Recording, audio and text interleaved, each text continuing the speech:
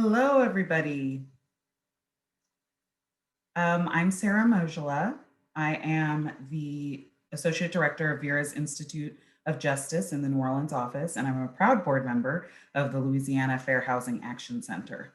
Welcome to the second day of LAFAC's 14th annual Fit for a King Summit, which is LAFAC's annual tribute to the work and legacy of Dr. Martin Luther King. We had a great first session last week, and it looks like we have even more people tuned in today, so hello. Before we begin our program, we'd like to first introduce our interpretation team, who will explain how Spanish interpretation will work for today's sessions.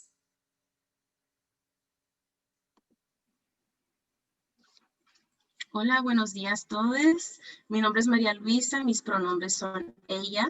Estoy aquí hoy con mi compa y cointérprete Judith. Sus pronombres son ella y ella. Somos miembros del colectivo de justicia del lenguaje Bancha Lenguas, basado en Bulbancha, Luisiana, también conocida como Nueva Orleans.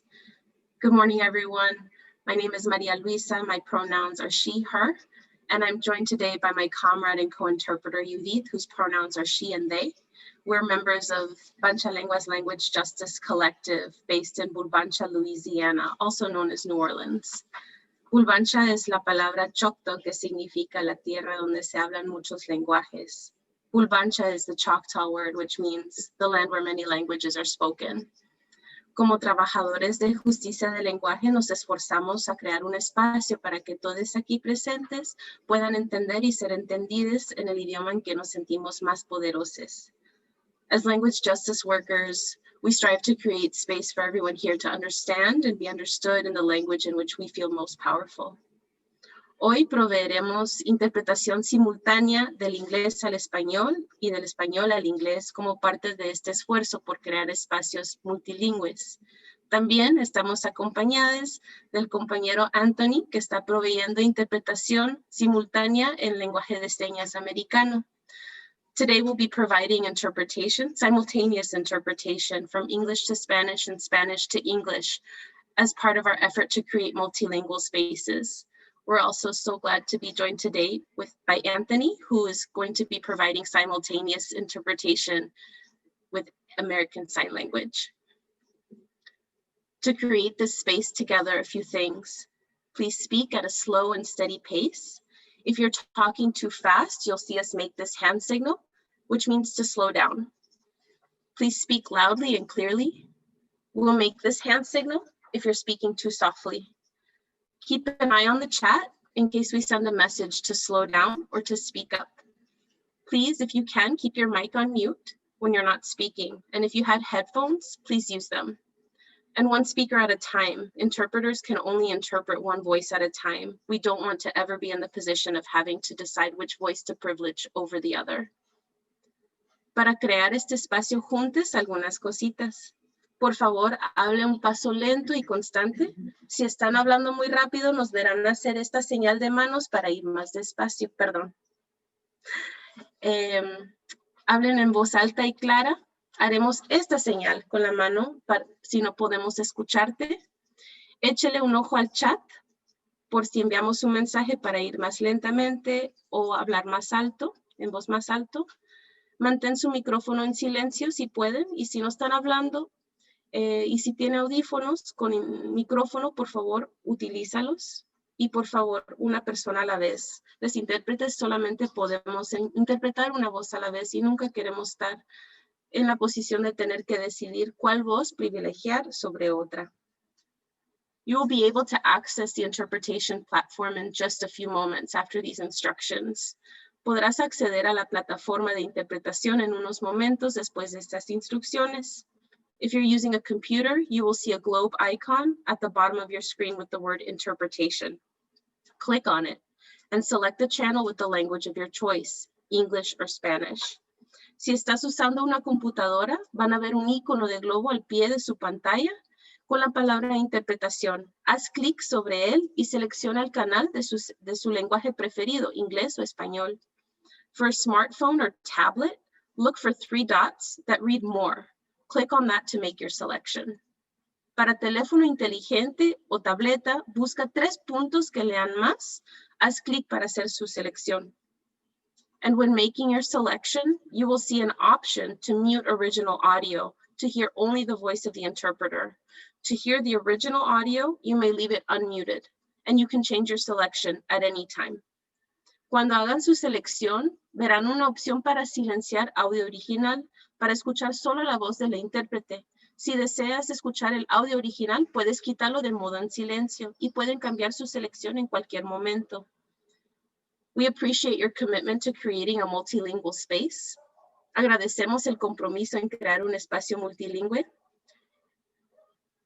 Y agradecemos a los organizadores por crear este espacio. We thank the organizers for creating this space. Lastly, please don't suffer in silence. If you have any problems with hearing us or the speakers, please send us a message in the chat. Y por último, por favor, no sufran en silencio. Si tienen cualquier problema con escuchándonos a nosotros o los presentadores, por favor, envíen un mensaje al chat. Thank you. Gracias. Thank you for that.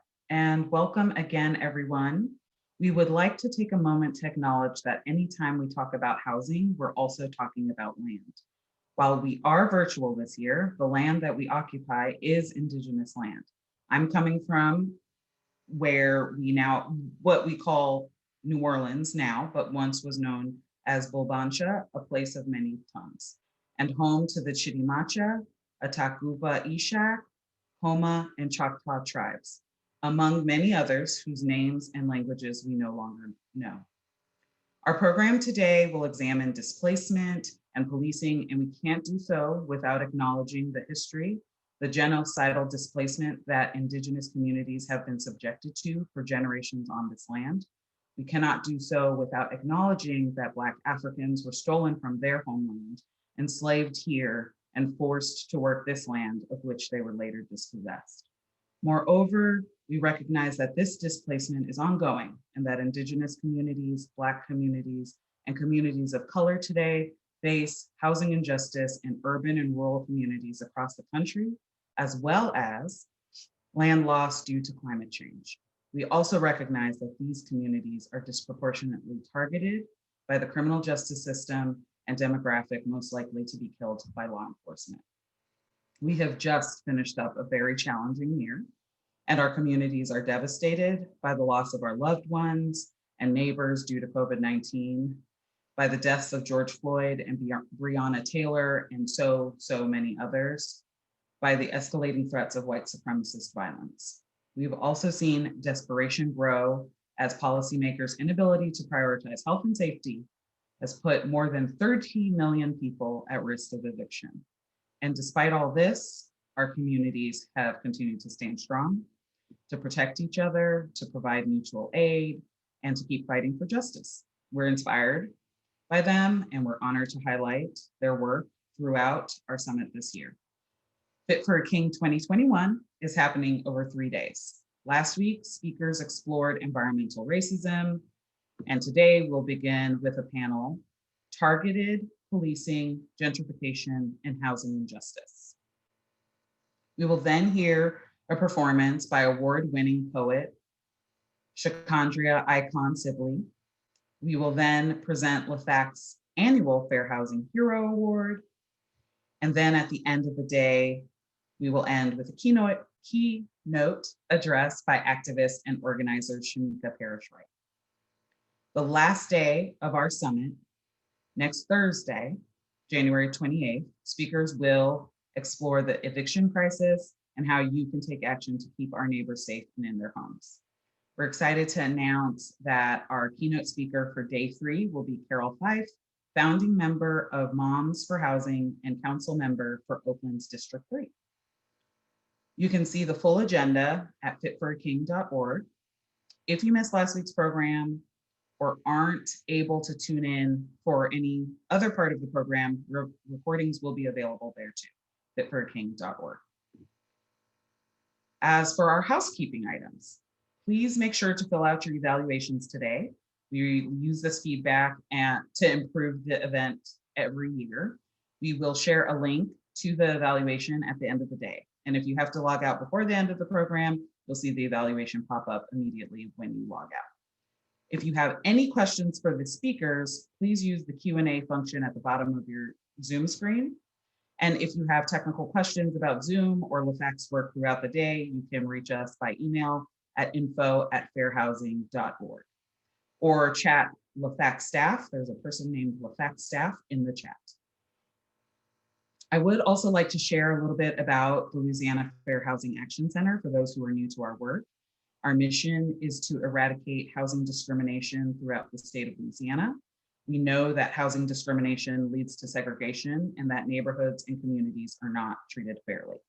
Housing discrimination has to end if this nation is ever going to achieve racial and economic justice. We work to end housing discrimination in several ways. LaFac's education and outreach team provides fair housing trainings to make sure people throughout our community know their rights and responsibilities. LaFac's policy staff work at the local, state, and national levels to push for policies that make housing more fair and accessible to everyone. Our enforcement team investigates complaints about fair housing violations to find out when and where housing discrimination is occurring. Staff also assist victims with filing administrative complaints and lawsuits to hold discriminators accountable. Our home ownership protection program provides counseling services for homeowners facing foreclosure. And lastly, LaFac added an eviction defense program this year to provide legal representation for residents facing eviction during the pandemic, including undocumented community members who may not qualify for other services. We are a statewide agency that works in tandem with partner organizations and community members, and we could not do any of this work without you, so thank you. We would love for people to get more involved in our work by working with us to offer fair housing training to your staff, members, clients, or students, making referrals, providing input on policies that impact your community, alerting us if you see housing discrimination in any form, completing our action alerts, or becoming a mystery shopper or tester. You can read more about our work at lafairhousing.org. Finally, this year has really shown us how important it is to be agile and able to shift our work as needed, depending on the immediate needs of our community. Your support makes that possible. We are asking people in our network to consider signing up as a recurring donor in any amount today. It's very easy to do. I've done it before and I continue to do it. So you can do it too. Sign up today at lafairhousing.org/donate.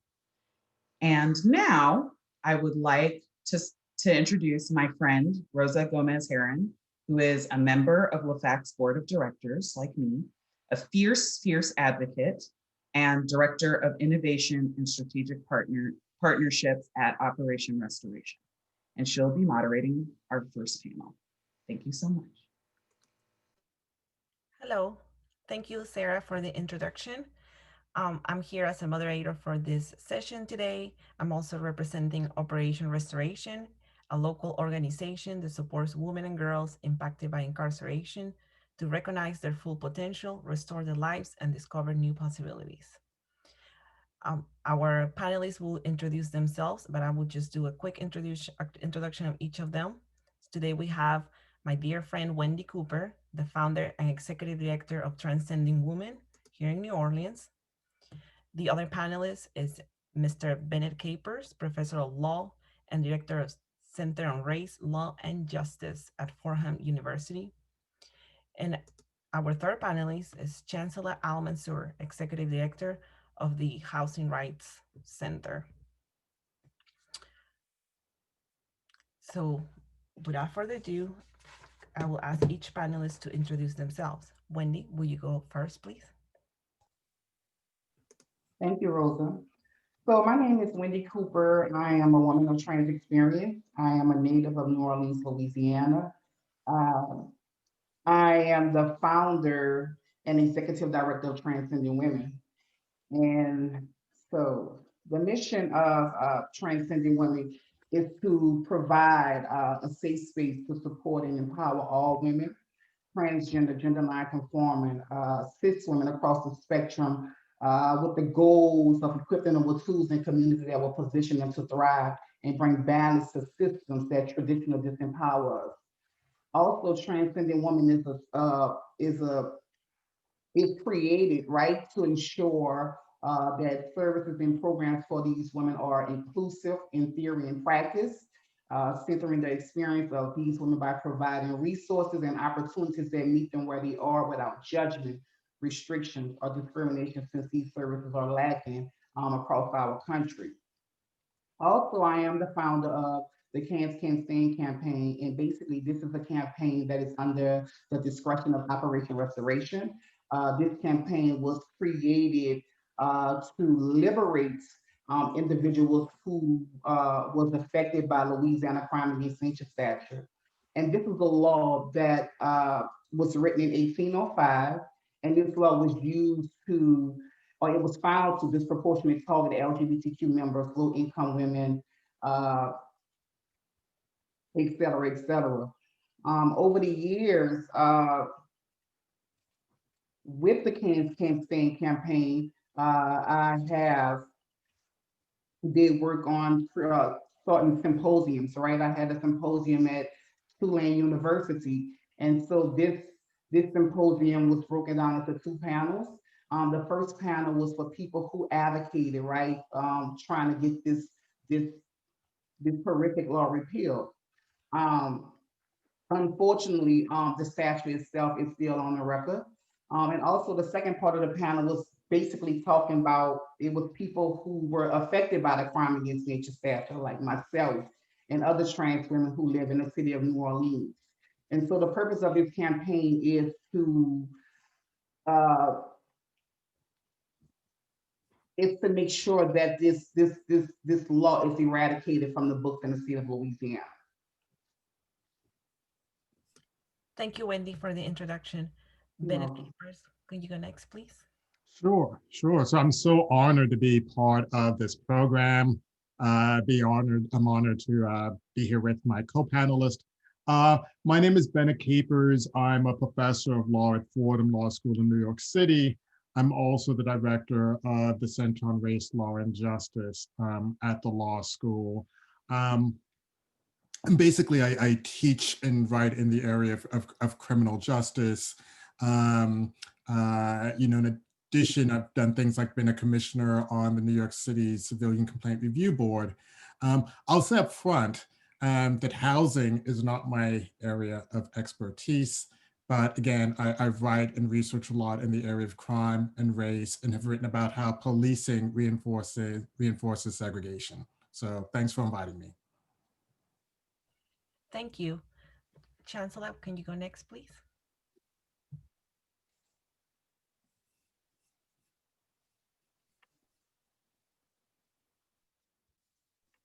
Good morning, everybody. My name is Chancellor Al-Mansour. And make sure I'm not muted any longer. Okay. Hi, I'm Chancellor Al-Mansour. I'm the Executive Director of the Housing Rights Center. We're the nation's largest fair housing council, and we're located in Los Angeles County. The other LA, not Louisiana, but LA County in California. Although I do have Louisiana roots, my parents on both sides, my mother and my father, are from Louisiana. My father's side from New Orleans, my mother's side from Monroe, Louisiana. And we're part of the Great Migration of 50,000 Black families from Louisiana to the Bay Area, the Oakland Bay Area in California in the 1940s. So if you have the opportunity to go to the Oakland Bay Area and are able to find some of the few remaining Black people who are still there, who haven't been, you'll be amazed to hear Louisiana accents that have not been changed at all throughout the decades, and traditions as well. So thank you for having me. Thank you. We are going to start the panel. I just want to let our participants know that if they have any questions, please use the Q&A box on the bottom of the screen to introduce your questions. You do not need to wait until the end of the panel to ask questions. You can ask questions throughout the panel. The format today is that I will be asking a few questions of the panelists, and then after that, we will go through the questions from the Q&A box. So the first question today is, racialized fears about crime had helped to enforce segregation for generations. Today, white communities often talk about crime when opposing new housing development. What are the consequences of this for communities of color? Bennett, please go first, and then Chancellor and Wendy. Okay, so if I'm going first, if you don't mind, I want to add another dimension to the question, and I want to bring in a little history about crime itself. And trust me, if I'm going on too long, just like make a face or something. But I want to point out that crime has always been used to justify a kind of racial hierarchy and racial segregation. And equally important, in order to use crime as a justification, we had to create new crimes and define new things as criminal. So I don't want to take crime as a given. So just going back to history, during slavery, there were the slave codes that not only regulated what slaves could do, but also served to maintain racial hierarchy and obviously segregation. After slavery was abolished, we still, we got rid of the slave codes, but we replaced them with Black codes, which again were explicitly designed to keep Blacks in a subordinate position, which included maintaining segregation. So post-slavery, it became all of a sudden a crime not to have a job. It became a crime to quit a job. The things we think of as vagrancy and loitering became a big thing post-slavery because it was a way to sort of recreate sort of this hierarchy and use crime for other means. So before the 13th, 14th, and 15th Amendments, it was possible for the law itself to discriminate against people of color because of race. Afterwards, in the blink of an eye, it wasn't, but the majority quickly learned that instead of using race as a reason to discriminate, you could use crime. So you've all seen, or heard of the film A Birth of a Nation. Basically, that was used to depict Blacks as criminals and to create a fear of Black crime. What the majority sort of realize as well is that the more behavior you make criminal, the more you can discriminate on the base of crime. So the first point I just want to make is crime has long been used in the service of race discrimination and segregation. Second point is that even after it became unfashionable to engage in explicit or even implicit discrimination because of race, you can still engage in explicit discrimination because of criminal activity. But again, for that to be successful, the more you can link crime with people of color, the more you could criminalize things that are associated with people of color, the more easily this racial hierarchy could be maintained. And this is part of the argument Michelle Alexander makes in her book, The New Jim Crow. And to be clear, I'm not talking about crimes like homicide. Obviously, that's always been a crime. But what people often do to justify their opposition to integration is they bring up crimes like playing loud music, or New York City, obstructing pedestrian traffic, or riding a bike on the sidewalk. And I'm also going to throw in drug crimes. And just consider this statistic. In New York City, between 1990 and 1993, there were on average just under 1,000 arrests a year for possession of marijuana. Between 94 and 2001, that number shot up from about 1,000 a year to 25,000 a year. That's not because the use of marijuana went up. It's because, society and police decided to focus on different things. And all of that we have to ask is why are we criminalizing certain things? What crimes are we enforcing and to what ends? And so much of this has to do with sort of like being able to police certain neighborhoods and maintain, keep certain people out and use the argument that you're keeping them out because of crime. So basically, I just want to make the point that when we talk about crime, we're really talking about the creation of crime and using crime as an excuse, because we associate crime with Blackness and Blackness with crime, and that's how we get things done. I would like to make a point about white progressives, but I could save that for later if you want. Thank you, Bennett. Chancellor, again, the question is what are the consequences of this racialized crimes being used as opposition to new housing development? What are the consequences of this for communities of color? Thank you. I can't imagine giving a better response than the one that Bennett just provided, but it definitely triggered a lot of information and situations that we have seen and as California as well.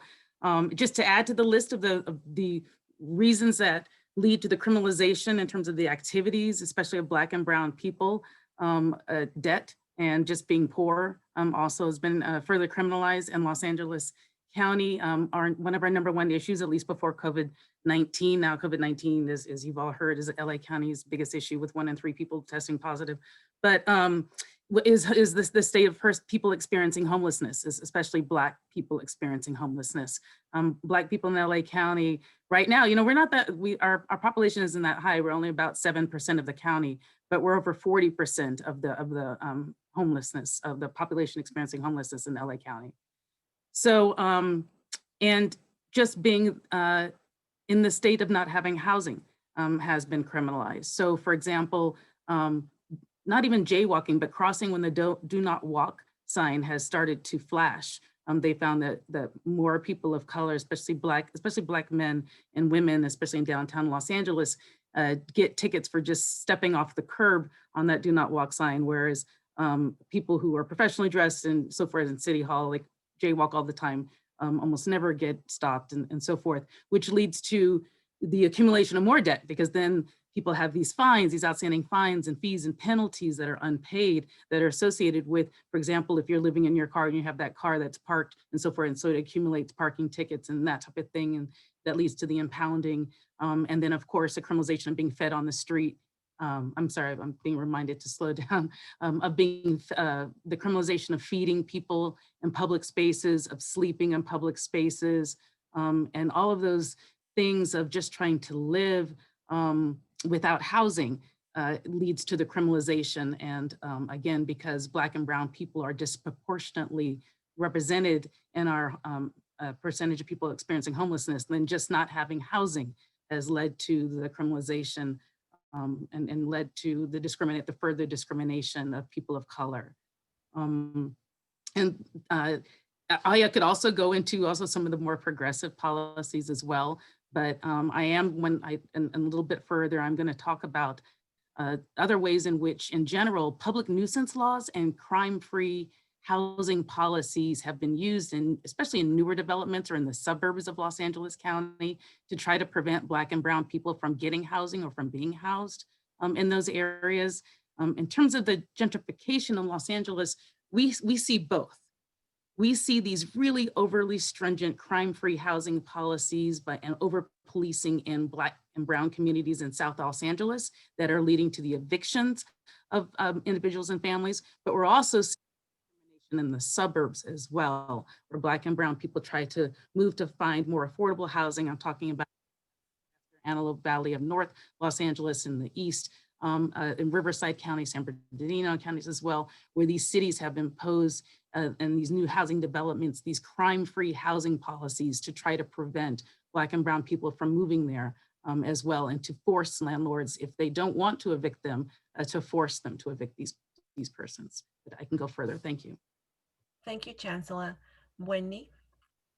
Yes, so first of all, for me, I always see who gets to decide, I'm sorry, what a crime is, who gets to decide which crimes are worse, and to be punished more, right?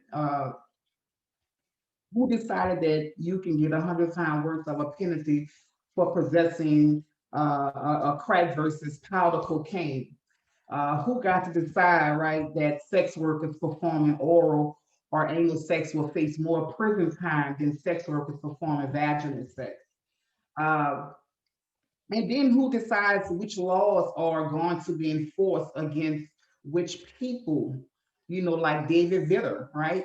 Years ago, he was caught red-handed engaging in the same kind of sexual behavior that got me and hundreds of Black trans women like myself a crime against nature conviction. but nothing happened to him because he's a powerful white man. Uh, and white university students get to experience, right, with drugs without consequences, while police target Black people for drug arrests, right? That's not to mention the financial crimes that cause more damage to people than any burglar or break-in. But the people, mainly white, who commit those crimes are never held accountable. And what I mean is what white communities are full of crime, yet white people are not calling for more policing of themselves. And so we also know the fears about crime are really fears about Black people being close to you, but saying it's about crime, and that means that you don't have to deal with the reasons of your associated criminality, right? And so with Blackness, I'm not saying that there's not a crime in Black communities. I'm just saying that a lot of behavior that deemed criminal is just people trying to survive conditions of poverty, I'm sorry, that someone else created. A lot of times you have to lie just to get the help that you need, and it's not a lie. And so when I think about the situation, especially difficult for Black trans women, right? According to the transgender survey, 30% of Black transgender people are living in poverty compared to 24% of Black people in general, right? And so our unemployment rate is twice as high as that of African Americans overall. The laws that are written in such a way that housing provides can discriminate against us with impunity. Thank you. Thank you, Wendy. Thank you all for such a powerful conversation. Our next question is, Breonna Taylor's family has claimed that the raid which killed her was part of a campaign on the part of the Louisville Police Department to evict long-term residents from an area that the city had targeted for quote-unquote redevelopment. How have you seen policing and gentrification go hand in hand in your community? Wendy already addressed some of this, and I think all of you have addressed this issue already, but I just want us to spend a few minutes expanding on that. So again, we'll start with Bennett, then Chancellor, and then Wendy. So yeah, I mean, I think as we all know, probably everybody on the Zoom call already knows, crime and the perception of crime and who defines a crime, just as Wendy Cooper was saying, all of that is also used to enable gentrification without using the word race. So in New York City, again, where I am, well, not where I am right now, but in New York City where I normally live, we know that as neighborhoods become gentrified, as they go through that process, it's not uncommon for the police to be sort of enlisted in the process, responding to quality of life complaints and other crimes that they previously would have ignored. And I know that in New York, there was a statistical analysis done of police trends in neighborhoods between 2009 and 2015. And unsurprisingly, they found that as there's increased real estate investment in particular communities, as there's increased sort of gentrification in particular communities, order maintenance arrest for offenses like loitering and disorderly conduct, and other arrests for like drug possession and driving while intoxicated go up. And it's a way for people to sort of like, keep out who they deem undesirable. But again, I think as we're all saying, undesirable is often code for Black and brown. Thank you, Chancellor. Yes. So in Los Angeles, we've had a municipal code that housing advocates, that low-income housing advocates and advocates for communities of color have been trying to challenge for a while now. And it basically has to do with the city attorney and the police department using health and safety codes and public nuisance laws to force the eviction of renters in either apartments or single family homes that the police department or the city attorney's office has deemed to be have some type of criminal activity. And the issue is, and I'm working with advocates from a lot of different organizations, legal services organizations, and for example, like in the ACLU, and challenging the use of this ordinances is that, one, they overwhelmingly disproportionately impact Black and Brown renters and some homeowners as well in South Los Angeles. Two, oftentimes they're unsubstantiated factually completely, because again, these aren't criminal convictions, so they don't have the high degree of scrutiny and proof, evidentiary proof that's needed to convict the family or a family member. Oftentimes it's a teenage family member for a supposed activity that they did, or something like that. And they're tapping into the old, like the gang-related crime ordinances. But because the Los Angeles Police Department over the last 20 years have instituted such strong anti-gang injunctions and ordinances that basically criminalize people from getting together, from associating with somebody who's on probation, for example. So again, if you're Black and Brown, it's very hard, your main immediate family member may be have a criminal record of being probation and so forth.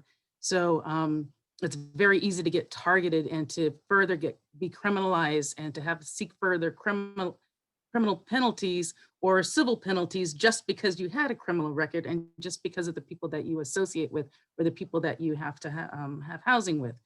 And as you can imagine, as these really strong eviction policies are being used more and more, it's creating more overcrowded housing because family members and other people have to take in other family members who have lost their housing, which puts those family members on the lease agreement at jeopardy of losing their apartment because now they're in an apartment with supposedly too many people in there and so forth, or with other people with criminal records. So again, it's just exacerbating the issue, especially when it comes to evictions. But so basically they're saying that that overcrowded housing is a health and safety code violation, that the potential of somebody maybe having a drug, and not even a conviction, but just an allegation is a potential health and safety code violation. So they're forcing landlords to evict the tenants who have these allegations of crime and filing. And if the landlords don't, then they're filing liens against the properties, injunctions, abatements, getting civil penalties against the landlords as well. So we're really seeing and kind of this, not just landlords who are doing it, but the cities that are forcing landlords to do this as well. Thank you. Wendy?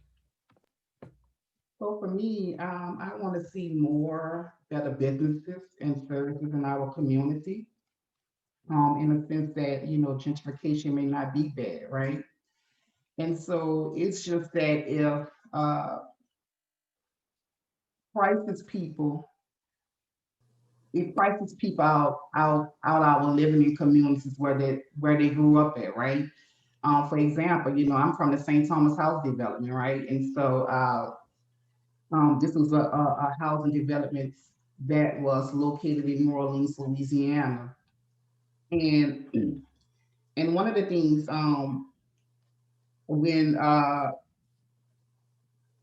I was living in a development, right before the closing of it, we was promised things, we was promised that we was going to be able to come back, we was promised that we was going to be able to have a better living, right? And so when they knocked the projects down, and just to be clear, that was one of the best times of my life. I've learned a lot, living in that neighborhood, especially a neighborhood that was like severely marginalized, right? In the community, in the city of New Orleans, I'm sorry.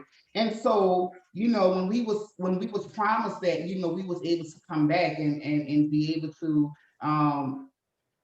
live a better living according to, to leaders who was in position to be able to make that happen for us, we was lied to, right? And so when I go back and look at my community and saw what they have done, right? It's like, the area that I'm from is like, it's filled with people that, that I don't know, right? It was supposed to be a space it was supposed to be affordable for women of my experience, right? Women of who lack some type of education, or women who are people who just lack things, period. So the things that's going on now today is just that, I feel like how this city is being built. It's being built in a way that it's not affordable for people like women like myself. Thank you, Wendy. I want to remind our listeners, our participants, to please use the Q&A box if you have any questions for the panelists. Before I ask the next question, I just want to preface it with and kind of grounded on the local experience around policing. So in the city of New Orleans, it still takes an average of 2 hours to get a police response in the New Orleans East area, which is a predominantly Black neighborhood, right? So 2 hours is the average police response when people call the police in that neighborhood. Whereas in other neighborhoods, it takes just a few minutes. And recently, my organization has a transitional home for formerly incarcerated women in the West Bank, in a neighborhood that is a middle class, predominantly white neighborhood. We had an incident recently and the police was called and it took 4 minutes for them to arrive, which was just shocking to our team members too, because they come from these other neighborhoods where it takes, a lot more than the 4 minutes. But it kind of shows you, gives you a clear example of this racist policing that we're seeing in our communities and its connection to gentrification.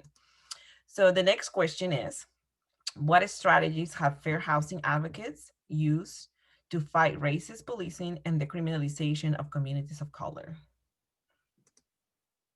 So Chancellor, you go first this time as the housing advocate. Yeah, yeah. I was warned that or told that I'd be asked to speak first on this.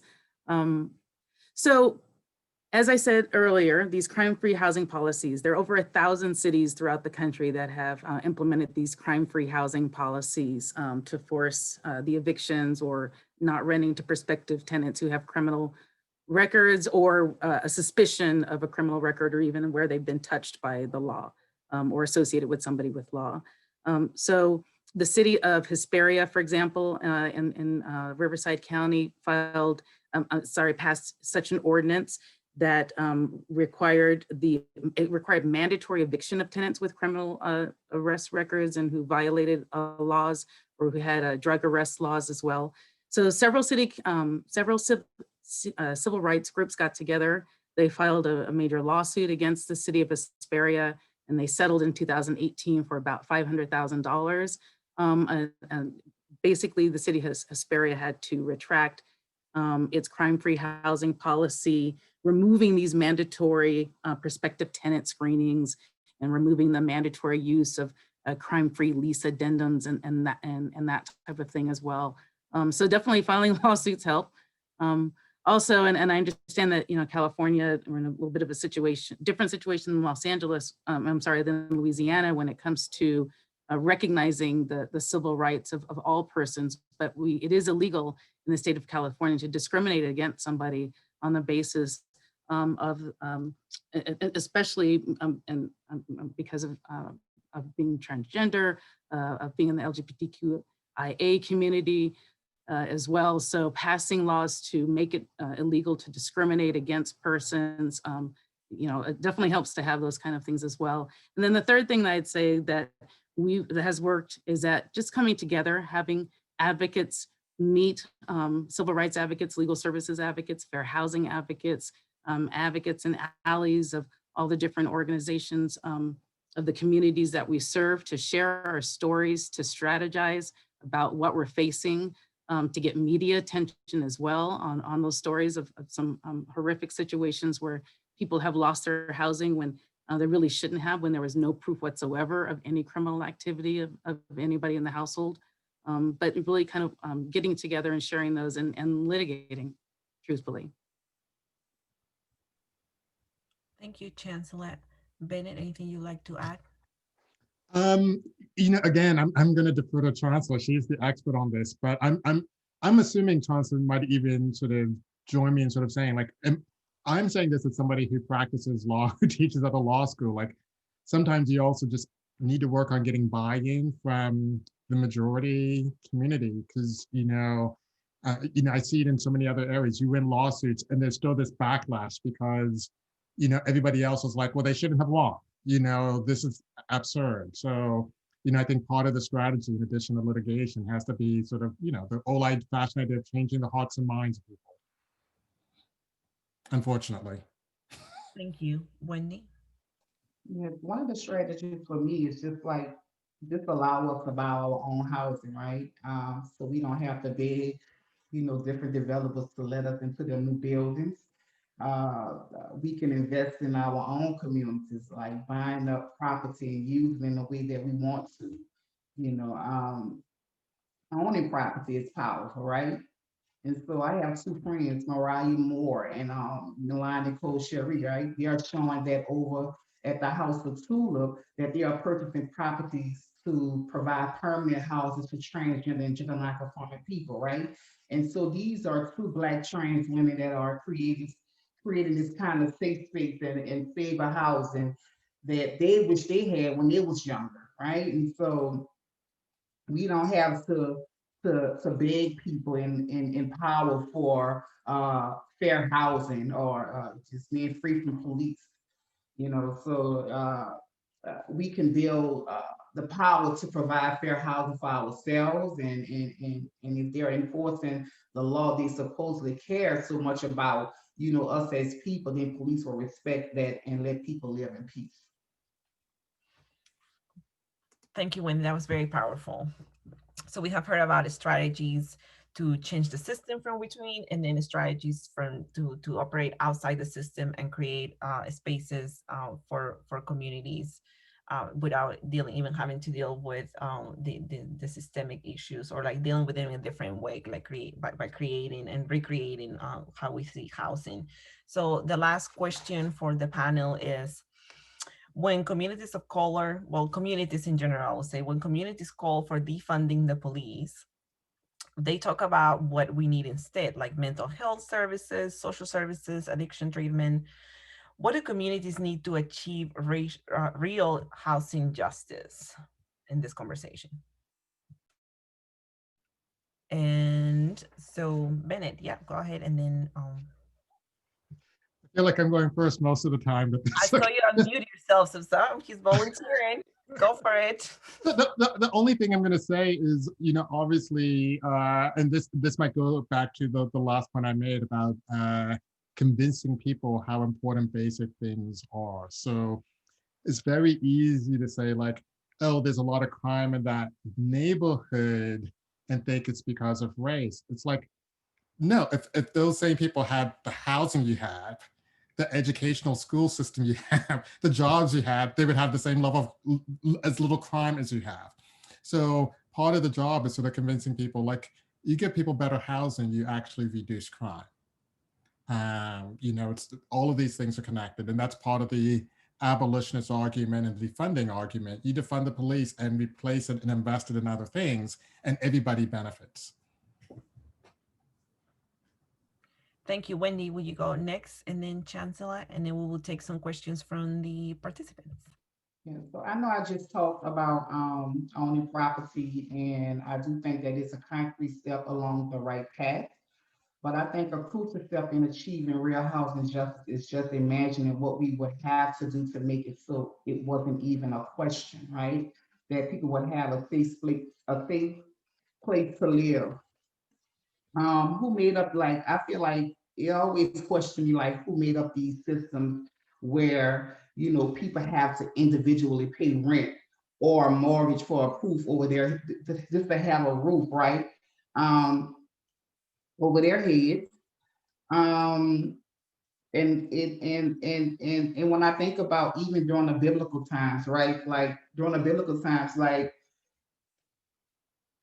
people didn't have to worry about how they was going to pay their rent, or they had to if you don't pay your taxes, right, you know, your house will get a lien on. They was able to build a home, right? At the comfort of their comfortability. And so I feel like if as a Black trans woman, and if I'm able to be omitted, and I don't know if that's the term I should use, but omitted from these systems of uh, discrimination. I feel like as a Black trans man, if I'm free from, I feel like we all will be free from these situations, especially being a person who is, you know, is in a society that is marginalized, right, to so many people. Thank you, Chancellor.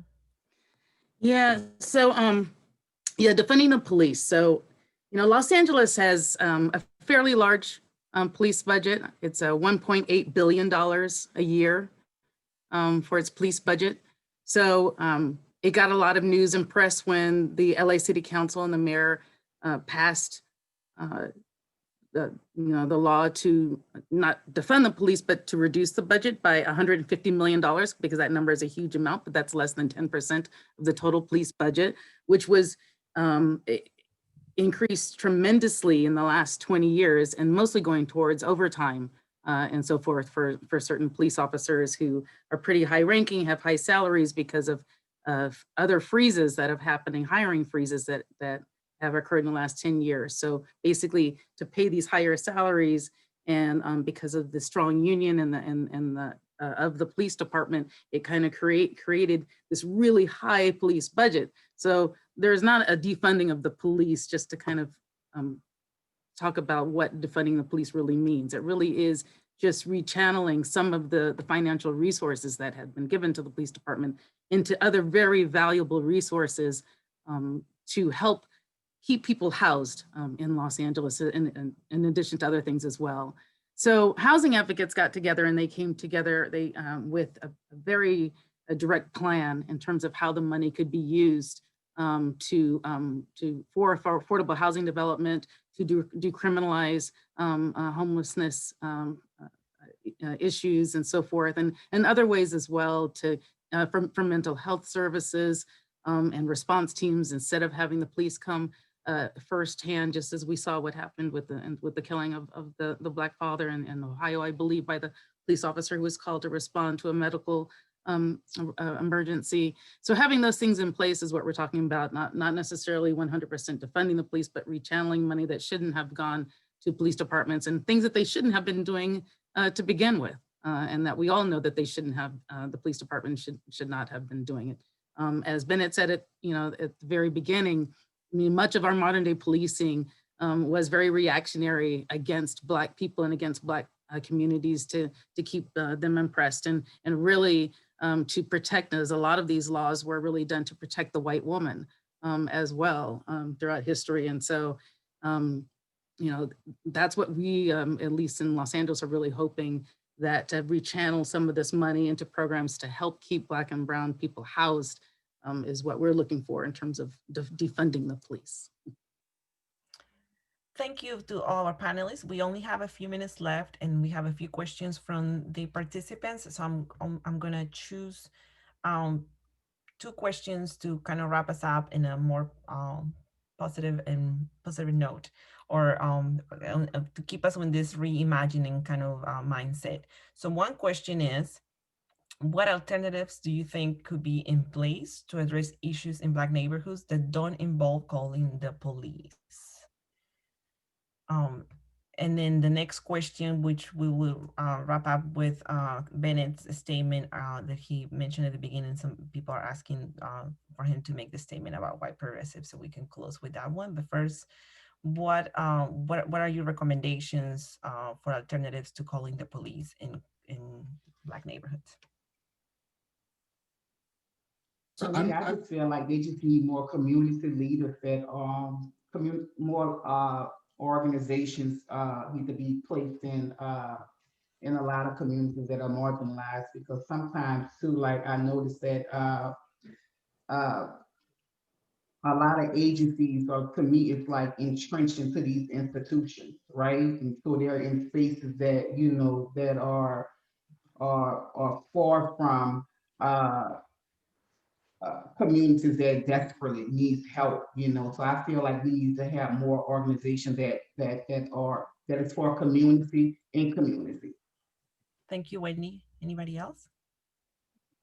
I'll just say that I have students in New York. I know a couple places in New York where people just get together and they're just say, we're not calling the police. And it's worked pretty well. In fact, there's a study out about a community that decided not to call the police and crime went down. They just to police themselves. So, you know, it is what it is. You don't need the police for every single thing. If your neighbor's making too much noise, there's no need to call 911. Thank you. We have 2 minutes left. Chancellor? It's definitely more of a challenge, especially as our communities are being decimated, Black, brown communities in cities, Washington, Brooklyn, DC, LA, and so forth. So those old things that we used to rely upon, you know, the community policing, as kind of was suggested, and the village and community mothers getting together isn't quite so much there. But as much as we can, we need to do that. Know our neighbors.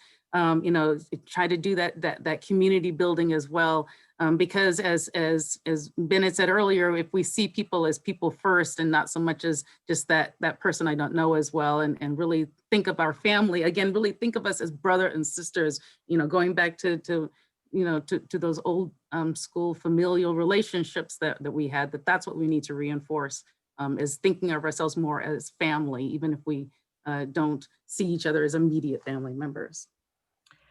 Thank you very much to our panelists and our participants. We have a few seconds left. So Bennett, can you wrap us up with your statement about white progressives in like 20 seconds? You know, it's not an optimistic statement. It's how even white progressives, when push comes to shove, they resist integration. So they're fine with everything else except in their own backyard. So it's not an optimistic statement. So sorry. Well, we are out of time. Thank you so much. There were a few other questions that we did not get a chance to answer, but I'm sure the staff at LAFAC will get back to the participants on those questions. Thank you. Thank you. Thank you.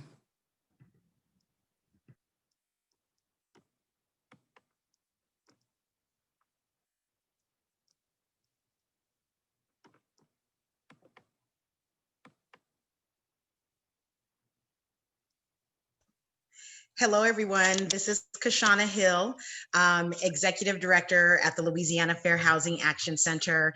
And I want to first, again, thank our panelists for that amazing conversation. I was over here taking a lot of notes. If I was better at social media, I would have been like tweeting everything that they were saying. But that's just not what I do well. But I learned a lot, and I hope you all did too. We're going to move into a performance at this time, but I do also just want to say how thankful I am to be here with all of you. Thank you for giving us this time from your day. I missed seeing you all last week. Those of you who joined us last week know that I was absent. I was actually feeling very ill. There was a desperate situation over here, and it had to be a big illness to keep me away from you all, but I'm back doing a lot better, and I am so excited to hear continuing to make trouble with all of you. I have not yet looked at these because I don't want to get nervous, but I know that we have so many of our beloved partners and so many people who do wonderful things, not in the New Orleans community, but across the state and the country. And so we're grateful for you sharing time with us today. So thanks again to our panelists, and we will move on with today's agenda. I am very excited to introduce to you all Shakondria Icon Sibley. Icon is an Alexandria, Louisiana. She is a longtime poet, performing artist, teaching artist host, curator, and creator of the viral To All the Little Black Girls with Big Names movement, something that as a little Black girl myself with a big name, I very much appreciate. Thank you.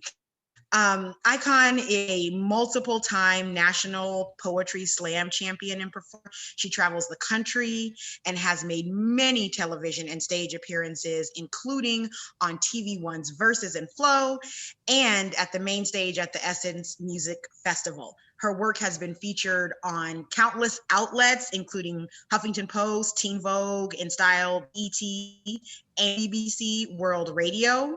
She has been featured on musical projects with multiple national recording artists, and she has also written short films. She uses her work and her words largely to speak on a Black woman as she relates to identity, family, community, faith, and healing. Her first published work will be available early this year, and that work is My Name is Pronounced Holy. With that, I will turn things over to Icon. Thank you for being with us today. Thank you so much for that introduction. Kashana, correct? Am I correct? Okay, I always have to make sure I'm saying people's names correctly because there's something powerful in a name, what we call ourselves, what we answer to.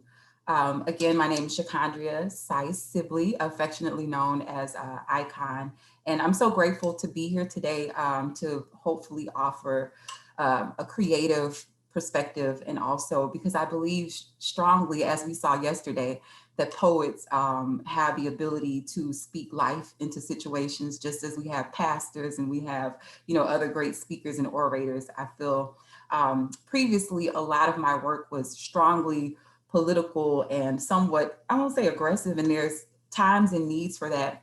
The work I'm doing now in healing and in transforming has been in reimagining, instead of just speaking about what is, also speaking about what could be. And as you stated in my bio, I am originally from a little town a few hours away from here, Alexandria, Louisiana, but I've been in New Orleans since 1998. And so this is my secondary adopted home. But one of those things I did learn in being raised in that little small country town, which is where I learned to speak in front of people in my little country church, was about the power of your voice and the power of giving honor to the people who are, and not just the situations. You always hear the pastor say, look over the situation and give honor to the people and the force that pushes us beyond those situations that we happen to be in. And so one of the other big things about being raised in a little country church is being baptized, right? Going under the water and coming out renewed and transformed. And even though a lot of my spiritual practices changed, I still hold true to a lot of those things that I grew up with and carry those things because they are definitely and indeed a part of me and a part of the power that I feel like I carry. And so I just want to pay homage today to us, to those people, to Martin Luther King Jr., to all of the other great leaders and people who we're celebrating at this time, who've given us the blueprint for how to fight for ourselves and not wait for some outside person or outside organization or outside system to come and rescue us. Because if we continue to do that, then we'll be waiting forever for the people who built the system to save us, right? And we have that power to really do that ourselves. So for as magical as we are also as human. The same as how miracle God is, how it is still said that God became flesh and blood and still bled and died and released ghosts into the sky like a dove after the flood to send a message to the world that even after all of this, life still exists, even on land that has been baptized in water and blood, how we still no rise, no roll back stone, no grave clothes turned to white robes, no faith.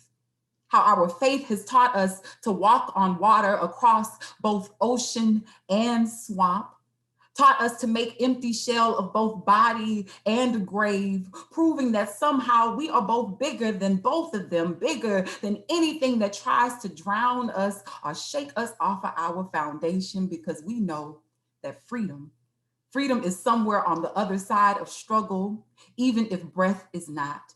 So I will not speak of the storm, but I will speak of those whose chains to this world broke when the levees did, of those who laid their burdens down at a riverside when the flood failed to subside, or of those who stepped off ships into the mouth of a hungry sea, seeking something that tasted more like home and chose lungs full of salt water over a lifetime full of bitter tears, who did this even in spite of fear.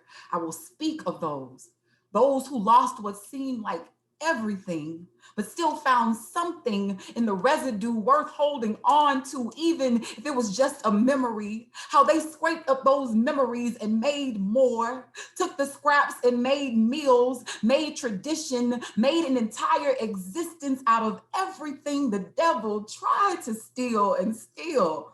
How it was more than enough. I will speak of those who know rough side of the mountain, yet continue to climb over rock and hard and still manage to build a church upon this place. Yes, those who still got a prayer and a praise flowing from the floodline of their lips, even when they have to fight through both scarce and surge to be heard, to be here.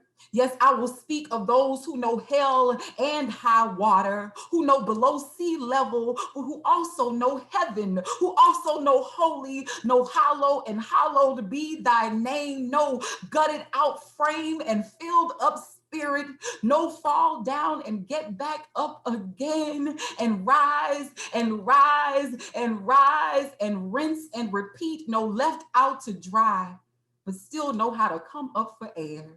No held breath and bellowed hymn like the ones the mothers used to sing on Sunday morning after a baptism. You know, when old becomes new and the body realizes that it is indeed bridge instead of burial, and that a grave, not even one made of water, could hold it down, no, not for too long. So I will speak of those who may not recall the words, but whose souls still remember that sweet victory song like Mama Dear used to sing. Toll the bell, done got over, toll the bell, done got over, toll the bell, done got over at last. And I think about those women, Mama Dear, and the people who taught me that when the world don't recognize you, when the world doesn't build a home for you, how you have the power, the tools, the strength to build that home for yourself. And by first honoring the first home that we have, which is this body and us, right?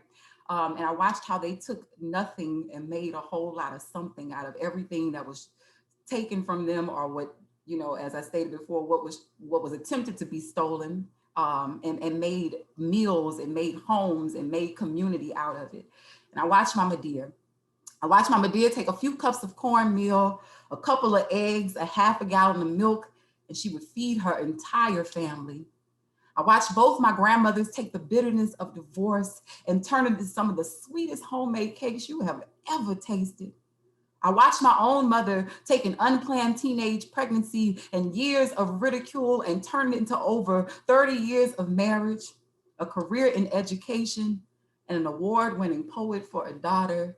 Yes, I am from a long line of women who know how to take life's most bitter ingredients and turn them into something worth licking your plates for. Women whose palms are laced with wrinkles and stardust, who weave miracles from misfortune. Yes, you can call them women, call them others, call them alchemists, even call them magicians, but whatever you call them, you better make sure you call them ma'am or Mrs., because they are the type of women who demand respect. No hand on hip or roll a neck to keep you in check with my mama and Mama Dear. They the type of women whose eyes say everything their mouths never need to. See, the women in my family, they inhale life's pollution and exhale gospel. They are walking, talking hymnals, perfect verses of chestnut skin and big bones set over organs and strong heartbeats, all testimony and healing, all holy in how I got over. See, the women in my family, they have always been bridges over troubled waters. beautiful examples of how to take life's storms and turn them into baptisms. And some days I don't feel worthy of this kind of salvation. For I know that many times I have been saved by their blood, sweat, and tears. Some days, no matter how much I accomplish, I wonder if I am doing such a legacy any justice. Oh, what a cross to bear. Because see, this world will try to make you forget the strength in your own spine, even when it's in your DNA to bend and never break, even after you give and give and give and never take anything for yourselves. How we are often seen as saviors, but never as angels. That's why we've had to learn to take the scars on our shoulders and carve out our own wings, which is to say, we don't need the world to tell us we fly.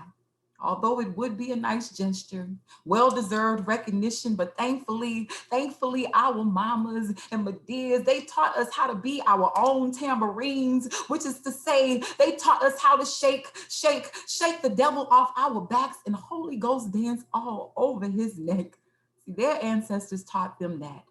These were the things that could not be drowned in the Atlantic Ocean. And for them, we say, hallelujah. For all of us, those who came before us, we say, thank you, God. For I am from a long line of people who know how to turn classrooms and kitchens into pulpits.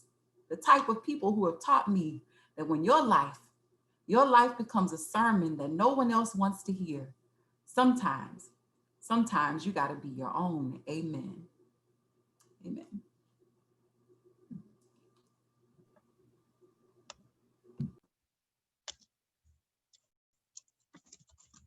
Thank you so much for those words. I am having a little of trouble getting my video on, so I'm just going to ask someone on staff to please do that for me, if you wouldn't mind. Thanks. There we are. Thank you so much for being with us today and for sharing those words. I was over here getting emotional, as I tend to do, but I'm going to keep it together. So thank you. It was deeply felt, and I know it was deeply felt by the people who are joining us today. We appreciate you and your work. Thank you for joining us. So moving on with our agenda, we are going to turn now to an award presentation. I'm thankful that ICON has set the stage for us as we think about the impact that our community members that the world seeks to marginalize have, right? We certainly know that systemic racism and classism and all of these oppressive systems can really make things hard, right, for our Black community members. We certainly know the oppression that exists and that people who are not part of the majority often face. And the group that we're honoring today takes those systems on directly in service to the community members that the world tries often to leave behind. I want to recognize today with our Fair Housing Hero Award, the Housing Law Unit of Southeast Louisiana Legal Services. This is an award that we give to recognize people and or organizations in our community who through their courageous and steadfast action have made contributions to the local fair housing unit. The local fair housing movement. The Housing Law Unit at Southeast Louisiana Legal Services is tiny, but very, very mighty. Those of you who have worked with Southeast Louisiana Legal Services, which we call SLLS, those of you who have worked with SLLS know about the day in and day out grind that their attorneys face in order to provide legal representation to low-income members of our community. SLLS is one of LAFAC's most valued and closest organizational partners in this work. During COVID, we all know that SLLS's housing unit's caseload has tripled. The workload has gone up exponentially. However, SLLS has risen to meet the challenges as members of our community face being forced from their homes. They have dealt with the pandemic by shifting their resources and priorities to ensure that they continue to provide top-notch legal representation low-income community members. I have been amazed and awed by the dedication and the commitment that the housing attorneys at SLLS have shown throughout this pandemic. They have not only responded to the needs of the community, but they have continued to put their own health and safety on the line by appearing in court with people who are facing evictions when our systems have not been set up to allow people to attend these hearings virtually.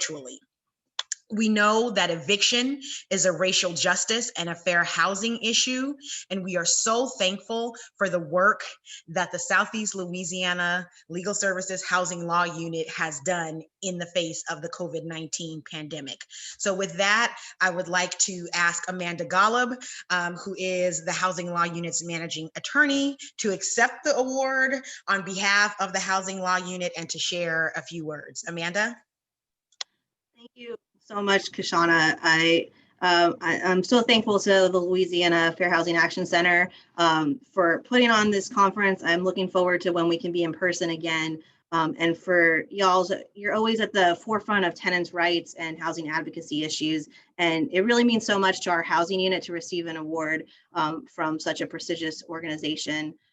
We are truly honored. I know you covered some of this. I did prepare a little thing. And it starts off with, I'm not going to lie, housing work is hard work.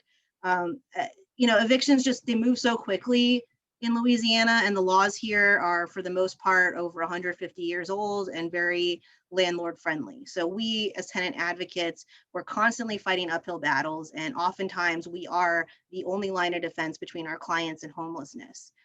Now you're going to add a worldwide pandemic to that equation. So we're now facing even more challenges and new and unique issues that we never anticipated facing.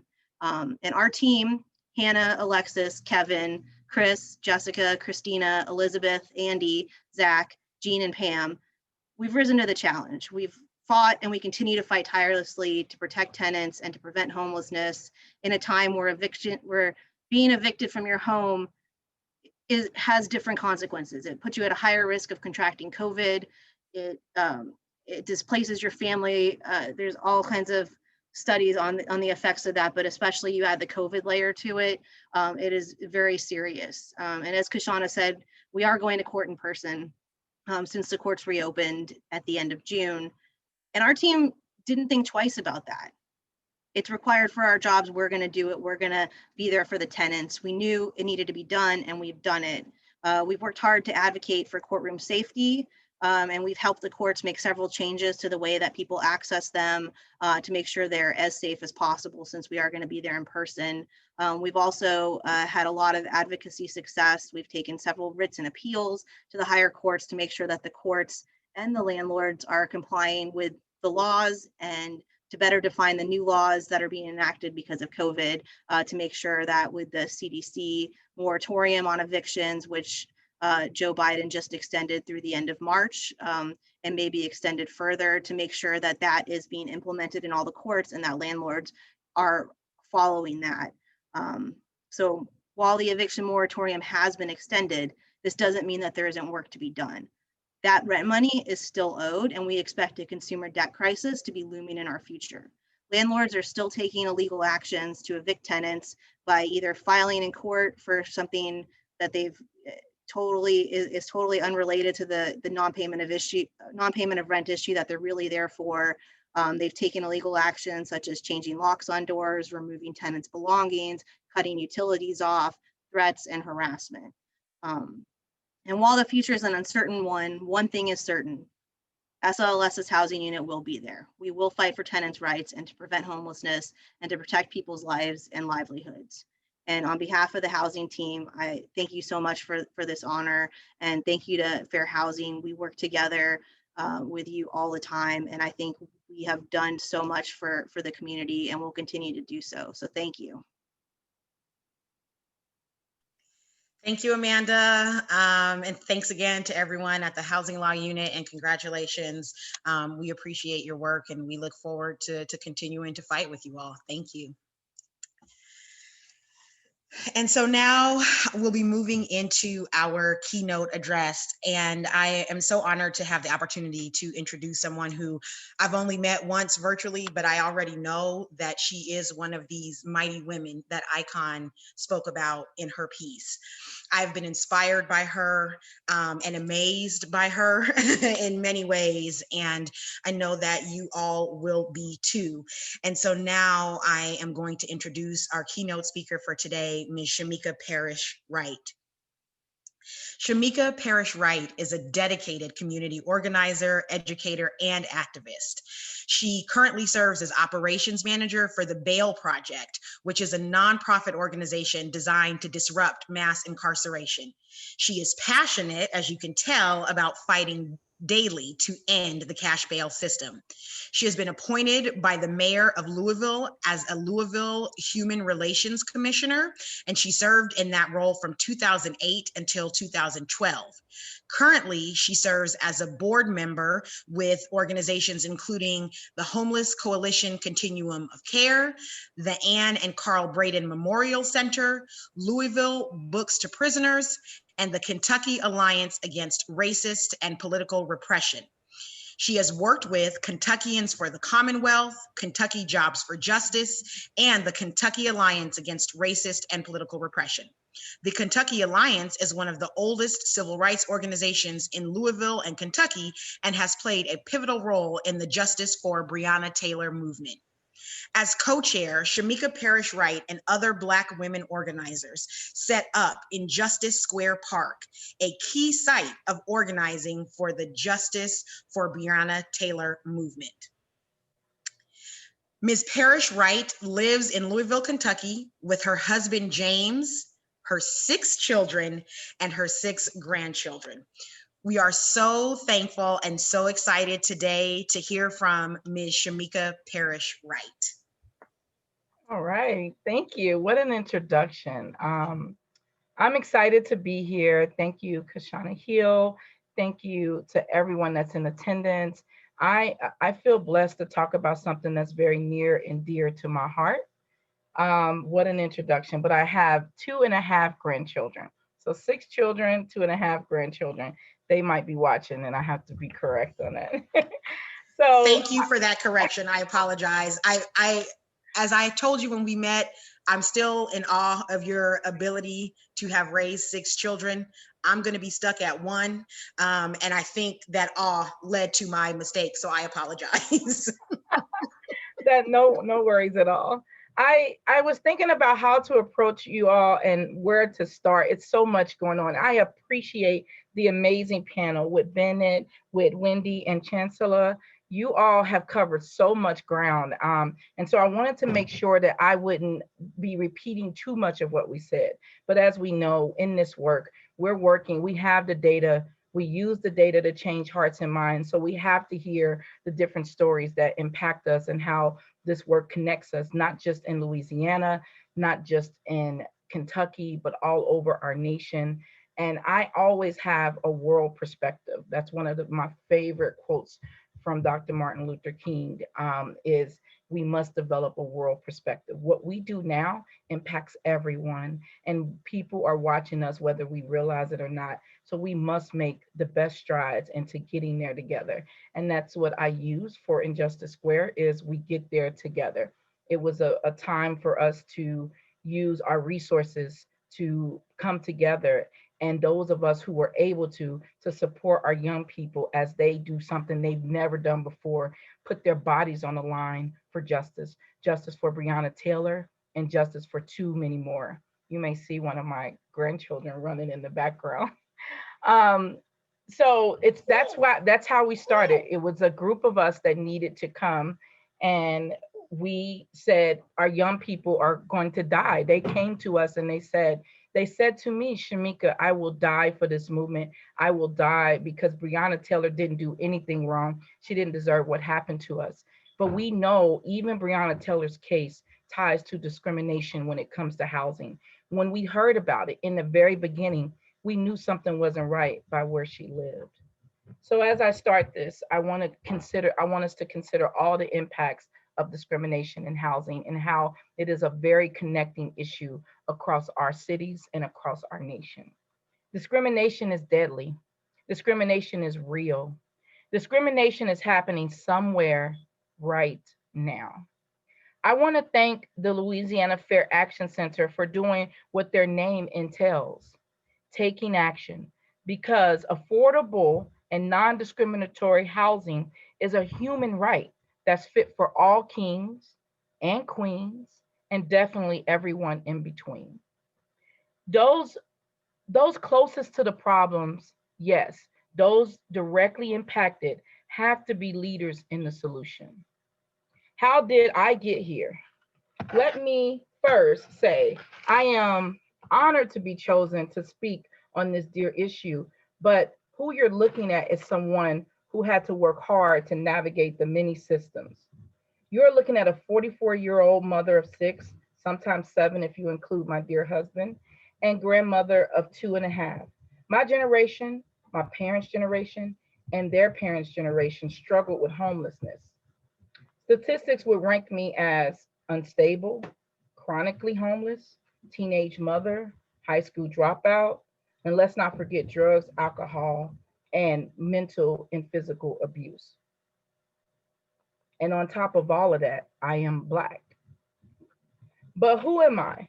I am a cycle breaker. I work every day to attack poverty at every level because it unites us. It kills, and it can be dealt with in our lifetimes. What are you looking at? What you are looking at is a navigator of the many systems that perpetuate poverty. You see, it wasn't being a mother at 15. It wasn't my father being incarcerated 40 of his 56 years on this earth. It wasn't my single mother of 3 with barely a high school education. It wasn't drugs, it wasn't alcohol, it wasn't physical and mental abuse that I suffered that hindered me from being greater years ago. No, it was affordable and stable housing. Yes, 4 states, 17 schools, a host of jobs, and 4 colleges later, my husband and I were able to buy a home just 2 years ago. Now with my bail project work, I am better positioned to deal with the many injustices baked into our judicial system. In this national work, we see what many of us know all along. Housing is one of our biggest issues. When you see the pictures of homelessness, they are missing key components because they show you people on the streets.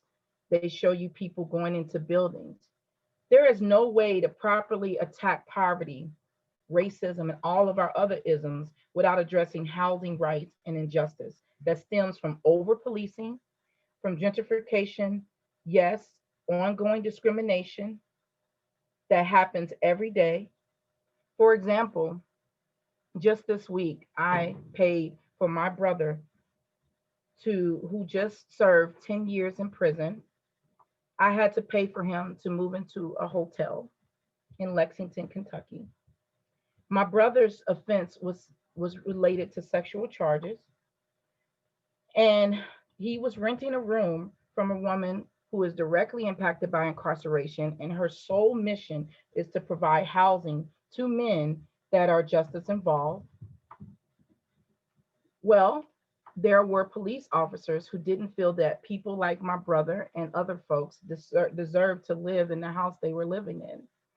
No issues with reoffending. There's strict programming. They all work. They all have jobs. They all are in so much programming, and they all take care of one another. But these police officers harass them. They do a bunch of random visits. They also made flyers and contacted the neighbors and pressured this Black man that owned the home to evict them. Now, they weren't evicted for any upcoming offense. They wasn't evicted for paying rent late. They weren't evicted for tearing up the property. They took care of the property. They were evicted because she put the house under her name and her organization's name, and she did not list them all on the lease. She was fearful that this would happen, and because she has 2 other homes where she had to change them because of similar situations. This isn't every police officer, but there are a few who continue to harass the people that she tries to serve. So this Black male homeowner was forced to give in, and they were evicted, and they all are they want to hold on to their jobs. So we were able to move them to a hotel that was properly distanced until they can find another place to live. That is an example of discrimination. We understand that when someone is sentenced and they return to our society, we tell them all the things while they're incarcerated. You can come out, you can rejoin, you can do all these amazing things, but we don't tell them about the discrimination that my brother and so many others will continue to suffer for the rest of their lives. Policing and gentrification go hand in hand. We know that, we see that every day. As soon as we learned about Breonna Taylor, we knew just based on her neighborhood. Breonna went to school with my older daughter, her and Kenneth Walker. Breonna's sister went to school with my 3rd daughter. Breonna was a part of our community, but Breonna was doing everything right. She went home, she worked, she social distanced. Her whole life was dedicated to saving lives. That's what she did.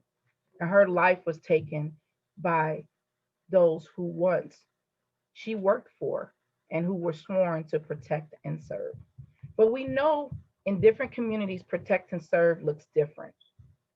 Protect and serve meant that they kicked in her door on bogus warrants, signed 5 warrants signed in 12 minutes by a judge who didn't think about Breonna's life when she signed her life away. She was more focused on that relationship with the police and not Breonna's life or the community she lived in. And ever since that door was kicked in that neighborhood, which is considered in our west end of town in Louisville, we all know that I remember Bennett saying, or someone saying, that it takes 2 hours. I made a note of that for police to come. Well, that doesn't necessarily happen in our neighborhoods because they're so over policed that they're just around the corner. But as the information about Breonna's case grew, we've learned that it is directly connected to redevelopment and gentrification that's designed for that community. So those tactics are used all over, not just in Louisville. Those tactics where they take if the amount of police calls, the amount of drug-related activity, if you have someone that is quote unquote deemed ex-offender living at your address, all of those factors are taken in as they consider property values, as they consider the next leg of redevelopment. But we know that it's just disguised gentrification. Fair housing advocates, just like you all have in Louisiana, in Louisville and all over, have always known that there's discrimination, that we must take action, and have worked tirelessly to try to deal with it. We've set up programming, we fought for a fair a housing trust fund. We've worked together to make sure that benefits are extended, that we can ban the box and not have someone's criminal record stop them from getting housing. And we've all become very knowledgeable about the issue. But it's hard to get ahead because we're fighting so much money. We're fighting money. Money that should be used for sustaining communities and sustainable solutions. Often I'm asked, what would you do or how could we clean up the streets and in Justice Square? And I say affordable housing, affordable, livable housing. When your home is secure, you can focus on thriving and not just surviving. Poor people in need of adequate housing don't have time to plan for the future beyond 3 to 5 years. As we dive deeper in the impacts of redlining, Hope 6, and low-income housing, we have to be bold and innovative. We have to be willing to do what it takes to meet the needs. Our real estate does not match our wages, and I'm sure that that is the same in many locales. Our wages are so low that people are struggling. People are working 2 minimum wage jobs just to pay rent. Our ability to keep the same position beyond 5 years, it has diminished and continues to diminish as jobs have changed. A great deal of our youth are couch surfing. They're living from home to home. Many of them put out their home too soon to be able to survive. Our numbers for unemployment continue to grow. I just read that there was over 900,000 people who just applied for unemployment benefits. We all know that those numbers will continue to rise. What we have to focus on is more community partners, and that includes business. We cannot tolerate any form of housing discrimination. This includes those with medical issues, those who are Section 8 participants, many of which are forced to use what we call slumlords. I remember growing up and we moved around so much, and really our electric would be off when we would get out of school, and we sometimes had to go down to a 1-bedroom and it was 3 of us. But my mom never talked to us about it. We just moved and went to a new school. When I was on Section 8, I realized the struggles in housing and in dealing with slumlords. There was actually a mushroom that grew through my roof. Through the ceiling of my apartment, there was a mushroom. And I would remember calling about the leakage and calling and saying, look, sometimes when it rains, water comes through. And then when it was time to renew my lease, they offered me new carpet. I said, well, what are you going to do about the window and this mushroom that grew? I know that means that that's mold. And they never came in to do that. We think about those who are institutionalized, who barely are able to get housing. So when they get it, they deal with the worst conditions. We think about the many women who offer up their bodies to be able to live in the places that they live, because many of the landlords participate in predatory lending and tell them that they'll help them, but it comes at a huge, huge cost. These are realities that people are dealing with every day. I remember before my dad died in 2015, I went to visit him and went to use his restroom, and all of his plumbing where his tub was exposed. And the building management was extremely slow on fixing those things.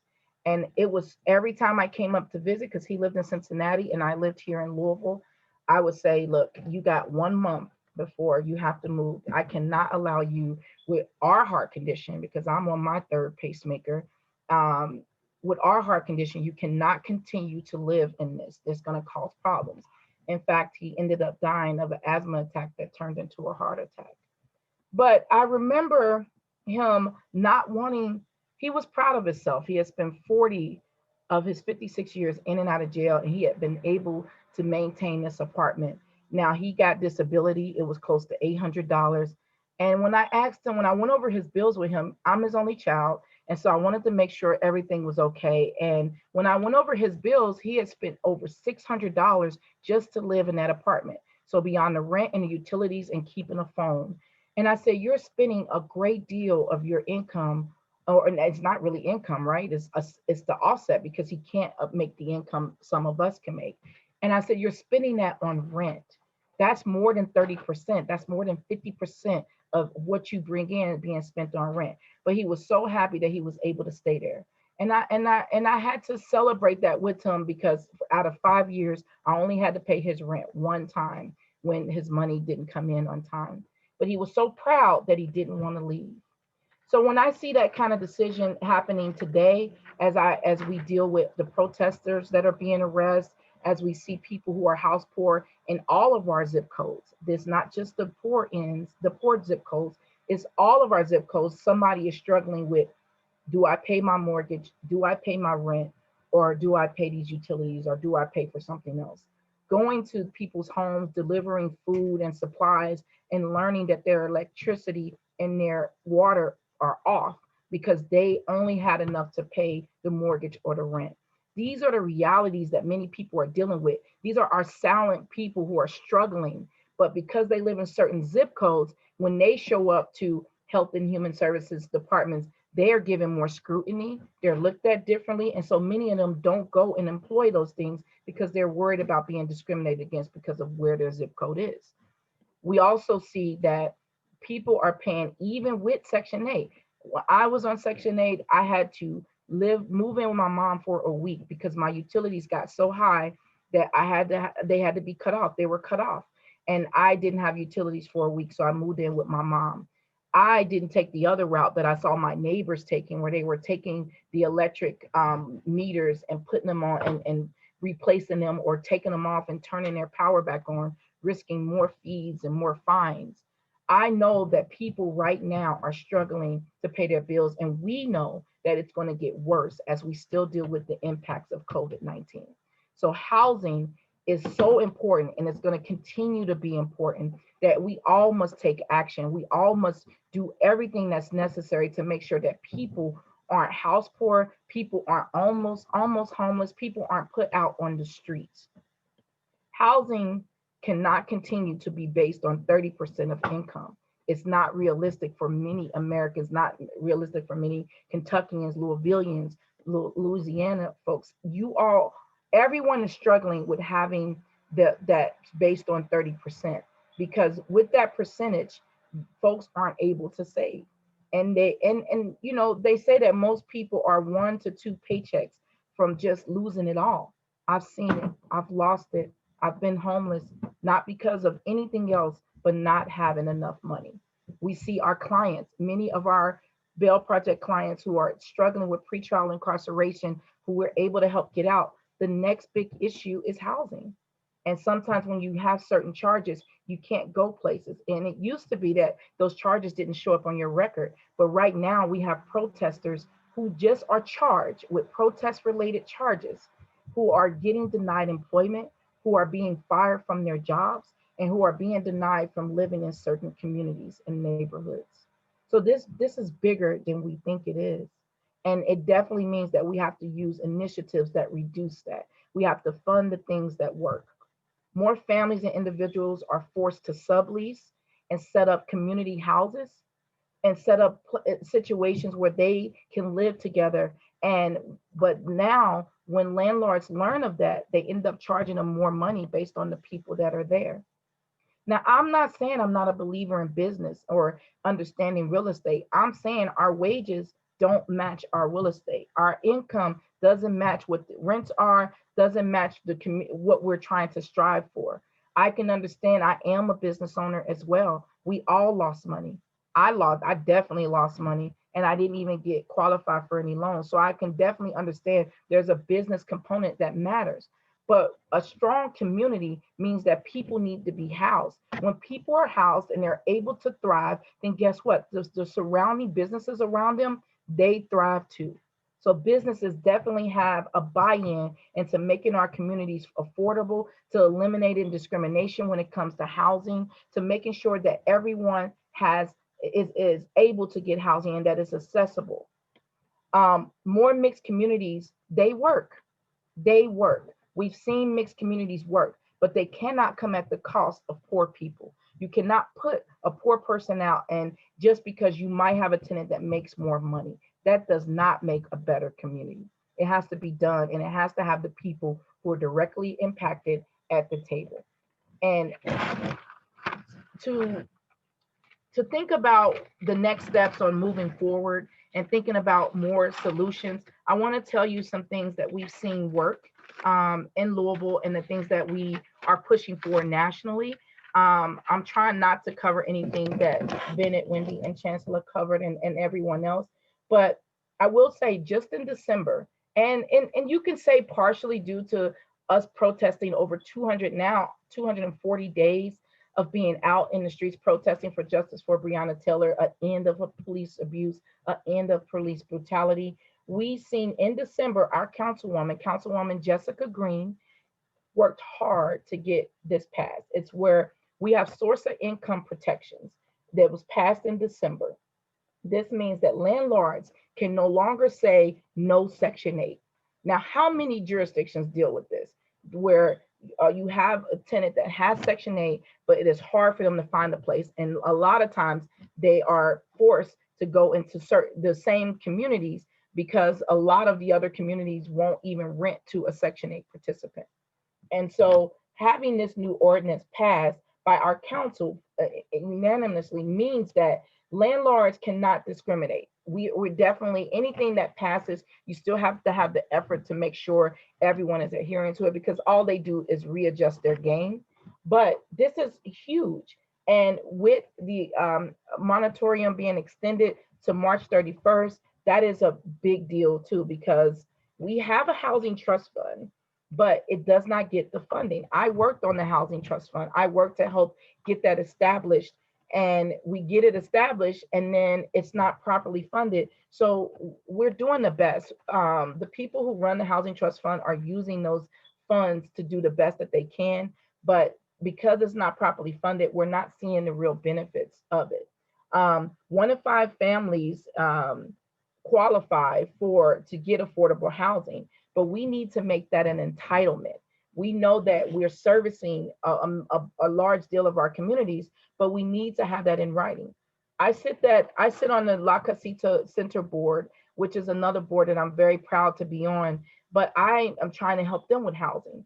And do you know that those of them that are seeking to become US citizens, as well as, have affordable housing, sometimes signing up for affordable housing through HUD or through our housing authority can hinder them later in their application process for citizenship. So they can't show that they needed the systems to survive. They have to show that they pulled themselves up by their own bootstraps, or this can come up as an issue when they try to become a citizen. I think that is a damn shame.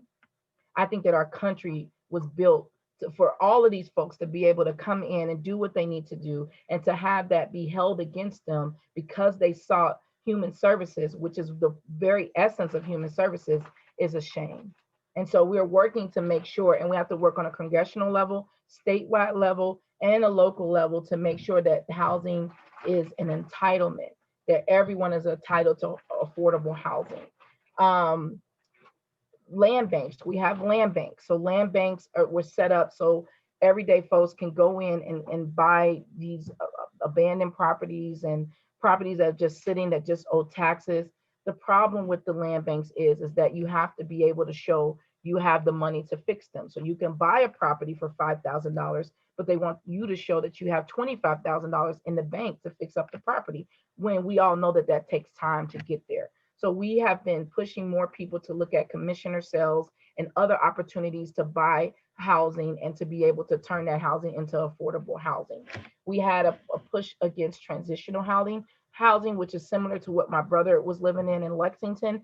The transitional housing push was that most folks wanted to have programming, and they don't just want people who are just as involved moving into their communities. We've seen the same pushback against affordable housing in some of our more affluent communities, where they definitely have the land to be able to build on, but they're fighting it tooth and nail because they don't want those kinds of people living with them.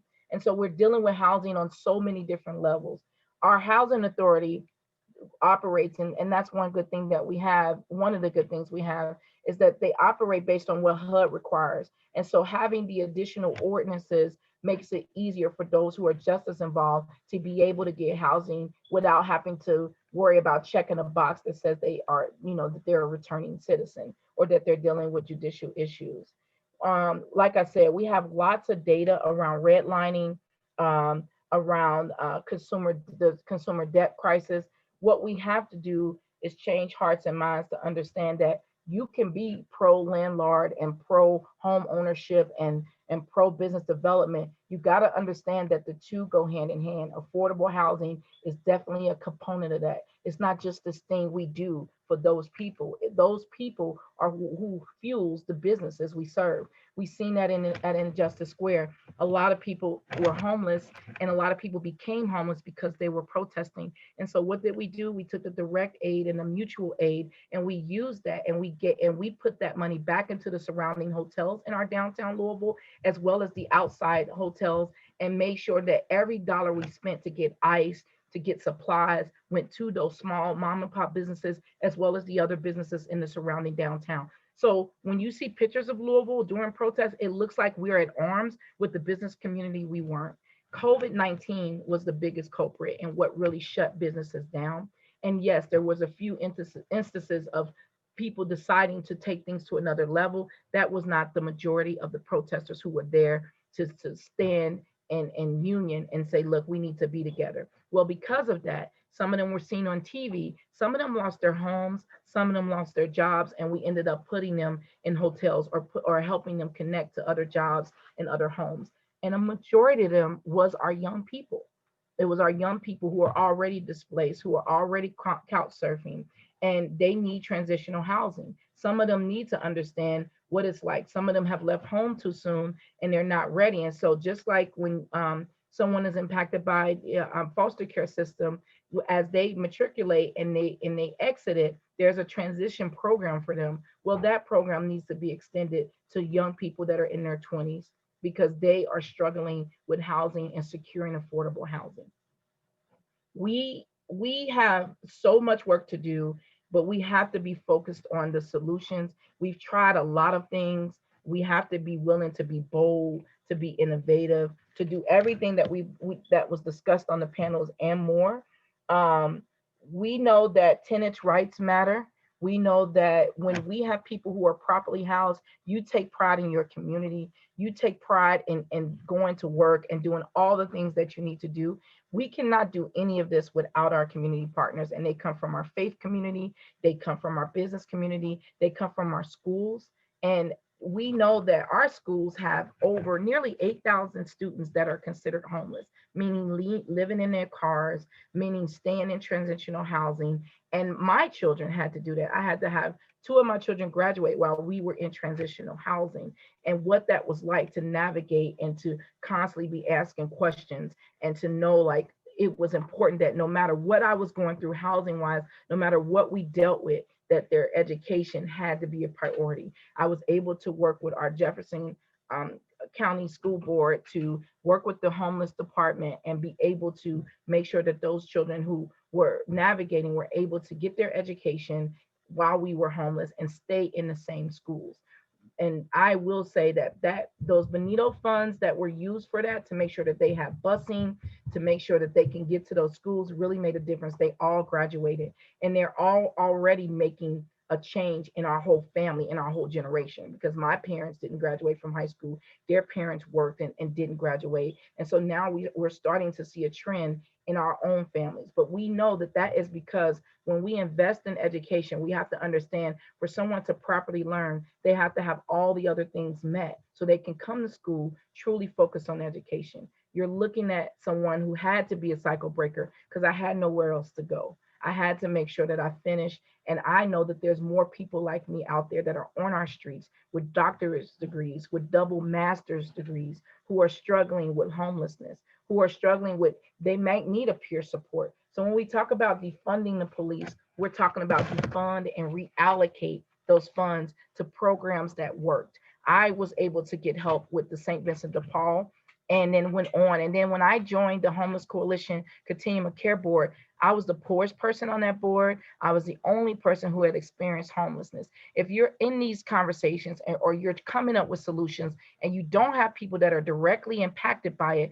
you are not serving the whole of the community. You need to get those voices there. We have the answers we have solutions. And I know our society tell us only white businessmen have those answers. We are out here to show you that we do. We're already holding up our communities. Any woman, any Black woman is already being a mayor in her community, is already deciding where resources go, who we need to help, where we need to go next, who we need to bring to the table. Give them an opportunity, help make sure that voice is heard, and continue to go to work. I want to leave some time for questions. Thank you. Shamika, thank you so much for that engaging talk. Again, we are so honored and so blessed to have you here. I actually had several questions in case we didn't get any in the Q&A box, and then you answered every last one of them. You went through the list and answered them all. And so I'm guessing that everyone else is like me and they couldn't keep up. You were ahead of all of us, and nobody has any questions for you, which I think may be the first time time that has ever happened. So I want to thank you again for being here. I also want to just note that I appreciated that shout out to Councilmember Jessica Green, who was actually my classmate at Spelman College. Wow. We were in school at the same time. I am sure she does not remember me, but I remember her and knew then that she was going to be a change agent. And so I appreciate that the two of you are working together, and I'm scared for the power structure. Yes, she's definitely was my councilwoman before we bought this house, and she is amazing. Her mom, I worked with her mom when I was working for the Alliance, and we ran some summer youth programs. But I advocated for us to be a sanctuary city, and she was my first stop. And she was like, "Look, Shamika, you don't even have to come in here. You know I'm for this to be a sanctuary city." So she's amazing. Wonderful. I love that. And I'm scared for the power structure in Louisville. They better watch out with y'all two on the case. So as we wrap up, I did want to ask if there was any way that you could just share with folks how they can reach you. Is there a website so that folks can plug in? I know most of us here are in Louisiana, but there are folks from across the country who may be watching this on social media or who are joining us today. And so if you can just let people know how they can be in touch with you, how they can be up to date on your work, how they can support, I think that would be great. Thank you, Kashana. I have a dear friend, Kalila Collins, that actually moved from Louisville to Louisiana, to New Orleans. And I turned 40 in Louisiana. I called it 40 in the NOLA. And so I had a ball. I needed a detox when I came back, and then I had to watch my dear friend, Representative Scott, be sworn in after that. But yeah, you can find out about our work with bailproject.org, BAIL project.org. That is an amazing work we're doing. Kentucky Alliance is KentuckyAlliance.org.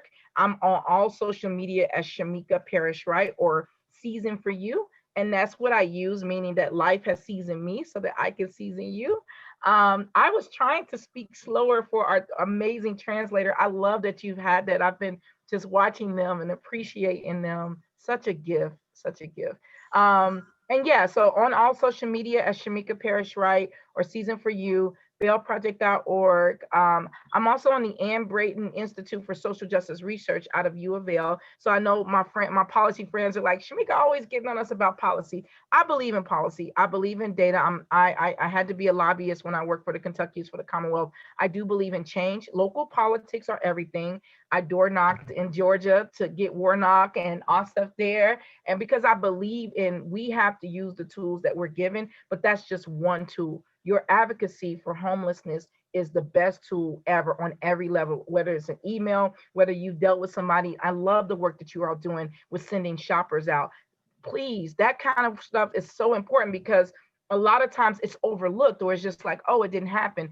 I have a name, Shamika. So I was always worried that when somebody see my first name, they're going to be like, we know she's Black. There's no denying that. And I did see discrimination because of what my name is. And so that shouldn't matter. We have to push for people. Somebody's dealing with that right now. And we have to remember that even when it gets hard, that at this moment, somebody is fighting discrimination in their housing, and we got to be there. And we have to speak more to those sex workers who are forced to be in these situations in an even worse way, right? And the slumlords. Imagine that, a mushroom growing through my ceiling while I'm on Section 8. So now but that work has helped me be able to work with the local housing authority and other advocates who are pushing against gentrification, pushing against slumlords, and making sure that we get out there in front of this. So the ordinances, the policy has to happen after the protest. Thank you so much, Shamika, for all of that seasoning that you sprinkled on us. I hope you have some left, but I know you do. Thank you again for joining us today. We are out of time, so I'm going to quickly wrap up. I want to thank again our keynote speaker, Ms. Shamika Parrish Wright.